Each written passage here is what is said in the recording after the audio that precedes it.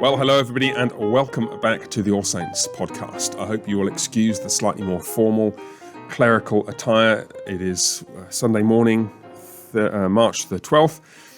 It's an hour or so before worship starts, and I've got a little bit of time here because I'm not preaching today, and I wanted to share something with you which I think may be helpful, particularly for us here as a church at All Saints as we're growing quite rapidly and building lots of new relationships within the congregation, but perhaps it may also be helpful for other people elsewhere as well as what they're thinking about.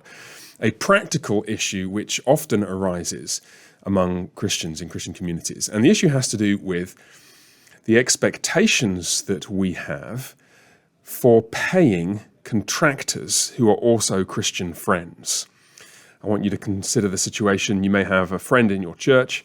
Certainly here at All Saints, there are lots of people who work in businesses or own their own businesses where they work directly with or for other individuals, domestic households. So it might be contractors, building contractors, plumbers, electricians, piano tuners, hairdressers, anything where the client is just an individual. And often if you're a customer, you're looking for somebody to provide a particularly good service. You're looking for somebody you can trust. And what better than to find a trusted Christian friend to come and do that work for you? And that's all great so far. But here's where the problem arises. The expectation can sometimes creep in to those relationships that, let's say I'm the client, I'm looking for somebody to fix my roof, or I'm looking for somebody to do some work on my car, or I'm looking for somebody to tune my piano, or I'm looking for somebody to cut my hair. Actually, I cut my own hair, as you can probably tell if you look at it. But anyway, the expectation can sometimes arise on the part of me, the client, that I should get a special deal from you, the contractor, whoever the contractor is. After all, we're Christians, I'm your friend, etc., etc. It seems like that ought to be the way round that it operates. And certainly, many, many, many times I have seen this in operation.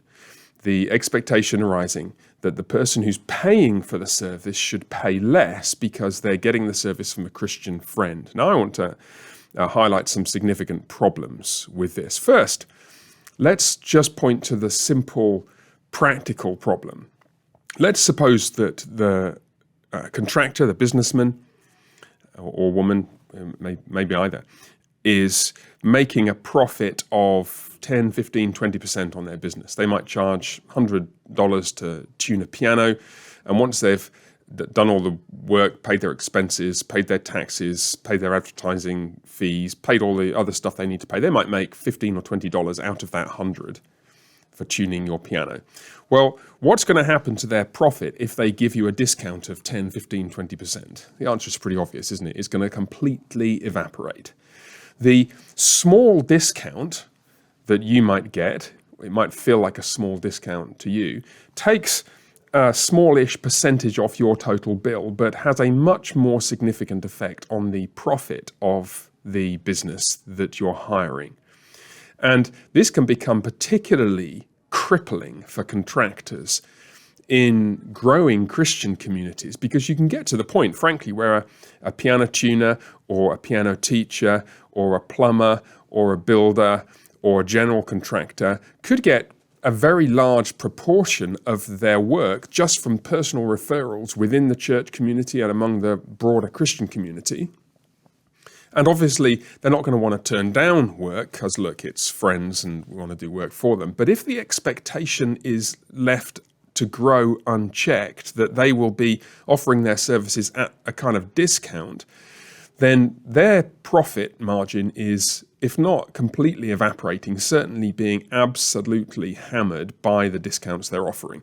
There's a reason why restaurants charge the prices that they do, and hairdressers charge the prices that they do, and plumbers and electricians and roofing contractors and general contractors and everybody else charges the prices that they do. It's because in a competitive market, the prices have already been reduced by the fact of competition to the point where the margins are just about manageable. And if it was possible to operate more cheaply in a sustainable way, then somebody else would already have entered into the market and would be offering the services for that lower rate. So the rate that is the going rate is the cheapest sustainable rate in a free market economy already.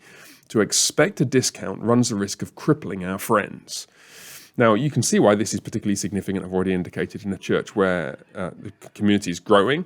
And actually, this can be something that contractors themselves are unaware of. They think, oh, wow, what a great opportunity to be able to work and to serve my friends, fellow Christians in a Christian community, get most of your income that way. Maybe you save a little bit on advertising revenue and so on.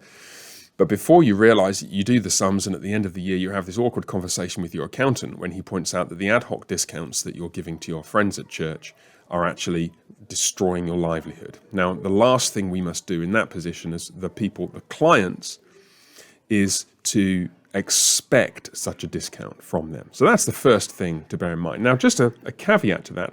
Of course, it is perfectly legitimate for a tradesperson to offer their services at a discount or even free of charge. All of us do favors for each other, but I want to issue a strong encouragement to all of us as clients, so to speak, purchasing those services, never to expect anything other than the going rate and to ask for an invoice and so on and so forth. It's not just to preserve the man or woman himself or herself, it's to preserve their family and their children and their future that we must do this. That's the first point. The second is just to make an obvious comparison, just to highlight how ludicrous it would be for us to expect this. Imagine that you're an employer at a small business. Instead of being just me, the client, paying one contractor for a service, I'm an employer, I own a small business, and I pay 3 or 4 employees for their services. And I hire 4 guys, and none of them are Christians, but one of them starts showing an interest in the gospel. And so he starts coming to church with me, and then he starts to show interest in the gospel. And eventually, after a few months, he professes faith in Christ, and we're just really excited and delighted that this man has been grasped by the grace of God in Christ. And then the Sunday after he makes his profession of faith and he's baptized a few weeks later. So the Sunday after that, I call into my office on a Monday morning and say, well, listen, it's great that you've now professed faith in Christ. Just so you know, obviously, you'll be receiving a 15% pay cut now because you'll be offering your services at a discount to me, your employer, because now you're a Christian. Right, exactly. It's so ludicrous that it's not even conceivable that such a conversation would ever take place. But that, I want to submit to you, is exactly the conversation that doesn't take place officially and explicitly, but does take place implicitly and unofficially whenever we go into one of these contractual agreements with a piano tuner or a hairdresser or a plumber or a roofing contractor or any of those other service providers or contractors that we as clients employ to do work for us. It would be absolutely ridiculous to do that. But more than that, third point, it's actually backwards. I want to argue that far from expecting to get that service for less, we should be expecting to pay more for that service because they are Christian friends. Here's the reason why. From the point of view of the contractor, fixing the roof, cutting hair, mending your car, whatever it is, it makes no difference at all to their work whether the car that they're servicing or the hair they're cutting or the roof they're fixing is owned by a Christian. They're just going to do the work, and shingles on the roof of a non-Christian house are just the same as shingles on the roof of a house owned by a believer. But from the point of view of the person purchasing the services, the client, well, it makes all the difference in the world that I've got a Christian working on my car, because I know I have extra reasons to trust that the work is being done well. In all those domains, I'm asking somebody to do something for me that I can't do myself, and a measure of trust is involved. That is to say, there's when you enter into, let's suppose you go to a mechanic shop to get your car fixed, there's a kind of risk that they might be taking you for a ride, no pun intended. They might be doing poor quality work, substituting cheap oil rather than expensive oil or whatever else it is that they're doing. So you get a risk-adjusted discount, in effect, on the price that you're paying for it. That's built into the structure of the market, the risk that somebody might be shortchanging you. But when you've got a Christian providing that service, you have an extra reason to believe that they're not going to be taking you for a ride in that way because, hey, this is a Christian. This guy is going to put the oil in that he said he's going to put in. This guy is going to buy the expensive shingles for the roof that I'm paying for, not the cheap ones, knockoff jobs that are not hail resistant.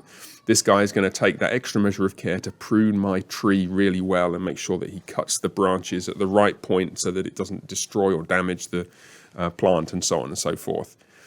I should be paying more for the services of a Christian. If not, why would I be employing a Christian anyway? If I thought that Christians offered a systematically worse service than unbelievers, well, if I'm their pastor, that's a job for me to pick up, I guess, in terms of teaching them to work more diligently than the unbelieving world around them, not less so.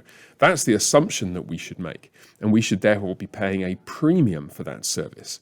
So, in summary, there are several reasons why we must never enter into these contractual arrangements with brothers and sisters in Christ in such a way that we're expecting to get a service at a discount. Though it would be okay for them to offer it, we must never, as clients, enter into those arrangements with that expectation in place. First, it's financially ruinous for them because a small discount for the client absolutely hammers the profit margin. Second, the comparison with every other workplace environment where there's work being done and money being paid highlights how ridiculous it is. And thirdly, actually, there are theological and biblical and pastoral reasons for expecting that we will be getting a better service, and therefore we ought to be paying a higher price for it, not a lower one.